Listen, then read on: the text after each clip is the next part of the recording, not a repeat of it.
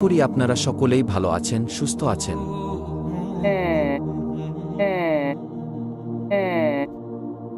ফেরাউনের লাশ থেকে কেন এই অদ্ভুত আওয়াজ বের হল? বিজ্ঞান কি এর কোনো ব্যাখ্যা দিতে পারবে? কেন প্রতি বছর ফেরাউনের লাশের উপরে একটি ইঁদুর ছেড়ে দেওয়া হয়? কেন ফেরাউনের হাতের নখ এবং চুল বাড়তে থাকে? জানতে হলে ভিডিওটি সম্পূর্ণ দেখতে থাকুন। ফেরাউন কোনো ব্যক্তি বিশেষ নাম নয়।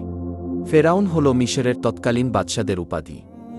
পৃথিবীতে অত্যাচারী ও খোদাদ্রোহী শাসকদের মধ্যে ফেরাউন ছিল অন্যতম।